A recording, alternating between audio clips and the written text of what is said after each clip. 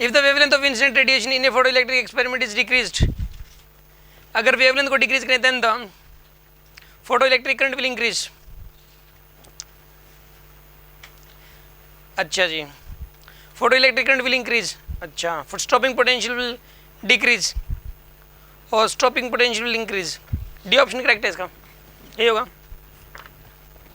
ठीक है, कैसे मैं बताता हूँ आपको।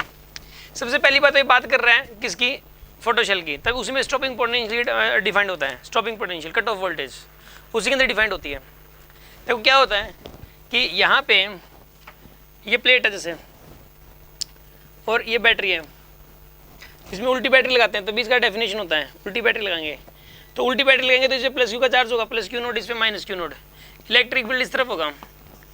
और यहाँ पे फोटोन डालोगे आप, तो जैसे ही फोटोन डाले इलेक्ट्रॉन निकलेंगे, इलेक्ट्रॉन पे इधर फोर्स लगेगा, तो यहाँ पे निकला Ke1 की काइनेटिक एनर्जी से पहुंचा Ke2 की काइनेटिक एनर्जी से। तो Ke2 कम होता है Ke1 से, क्योंकि केस ऑफ रिवर्स वोल्टेज है। केस ऑफ रिवर्स वोल्टेज में क्या होता है कि इसकी जो स्पीड है ना वो घटेगी, इलेक्ट्रिक फोर्स इधर लगेगा, और इलेक्ट्रिक फोर्स इधर लगने की वजह से स्पीड घटेगी, घटते घटते क्या हो जाएगी, यहाँ पे जीरो भी हो सकती है। तो अगर यहाँ पे स्पीड घटते घटते जीरो हो जाए तो समझ जाना कि ये जो वोल्टेज है ये स्टॉपिंग वोल्टेज है। समझ आ रही है ना बात आपको, स्टॉपिंग पोटेंशियल के बराबर है इसकी वोल्टेज। आप एक काम करो, इसके अंदर देखो रिलेशन क्या होता है Ke1 और Ke2 के अंदर। इसके अंदर जो Ke2 होता है ना वो Ke1 माइनस EV के बराबर होता है। मानते कि नहीं मानते आप, Ke1 माइनस EV।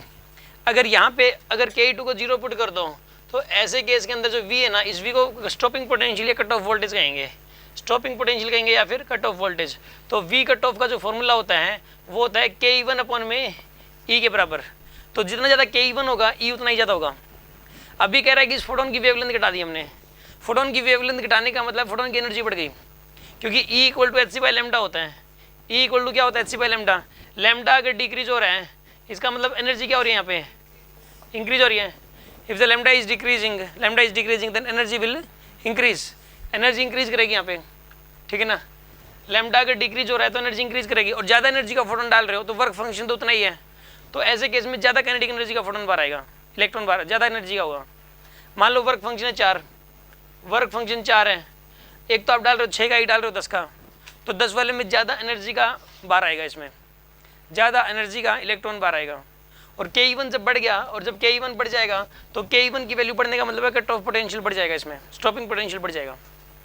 इसको रोकने के लिए, यहाँ से आने से रोकने के लिए ज़्यादा बड़ी बैटरी लगानी पड़ेगी आपको। बात समझ आ रही है ना आपको। तो यहाँ पे स्टॉपिंग वोल्टेज बढ़ जाती है, स्टॉपिंग पोटेंशियल बढ़ जाता है अगर हम लोग इसकी वेवलेंथ को घटाते हैं तो, या फिर इसकी फ्रीक्वेंसी को बढ़ाते हैं तब भी ऐसा होगा। आ रही है ना बात समझ में आपको, कोई डाउट है किसी के मन में?